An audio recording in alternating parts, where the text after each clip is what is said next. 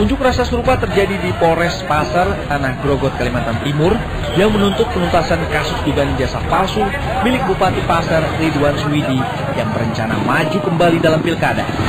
Ridwan Suwidi dan Arif Fazli itu sudah menjadi tersangka, tetapi sampai hari ini belum pernah diperiksa. Penggerebekan ini diawali dari informasi yang didapat dari LSM Jaringan Pemantau Independen yang mencurigai keabsahan ijazah sang bupati yang akan maju kembali dalam pilkada. Menggunakan paket A tahun 95, Uper SMP tahun 2000, paket C tahun 2009. Timbul pertanyaan kamu, kenapa ijazah ini, ijazah paket A 95 dan Uper tahun 2000 tidak digunakan pada pendaftaran bupati tahun 2005? Informasi yang didapat dari LSM ini ditindaklanjuti polisi dengan menggerebek sebuah rumah di pinggiran kota Balikpapan, Kalimantan Timur. Dari rumah milik Gimin inilah sindikat membuat ijazah palsu diringkus polisi. Saat penggerebekan, polisi menemukan beberapa lembar ijazah palsu yang siap diberikan pada konsumennya. Yang mengejutkan adalah dari beberapa ijazah yang ditemukan, terdapat ijazah milik Bupati Kabupaten Pasar, Kalimantan Timur saat ini, Ridwan Suwidi. Sang pemilik rumah sekaligus pemalsu ijazah-ijazah digelandang ke kantor polisi. Sudah kita jadikan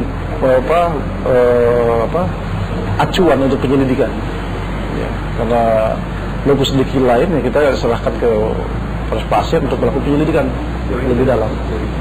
Sampai saat ini kita belum tahu hasilnya, tapi yang sudah kita dalami ya dari beberapa saksi masih negatif. Gitu. Cuman mudah-mudahan akan terungkap. Untuk memastikan dugaan ijazah palsu sang bupati, tim Sigi mendatangi kawasan Tanah Grogot, ibu kota Kabupaten Pasar, yang berjarak 3 jam perjalanan dari Balikpapan. Sayangnya, sang bupati menolak memberikan keterangan.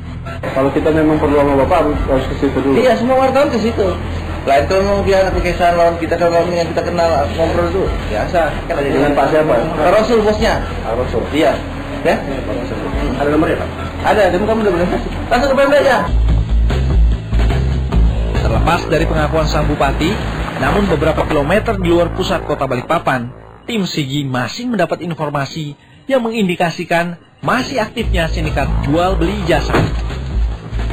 Apalagi sekarang tuh juga dari beberapa masalah ijazah palsu gitu. Dari PKBM jualan tempat gitu. PKBM biasanya ada palang, ada ininya, ada kayak ada namanya, papan namanya, ada papan namanya.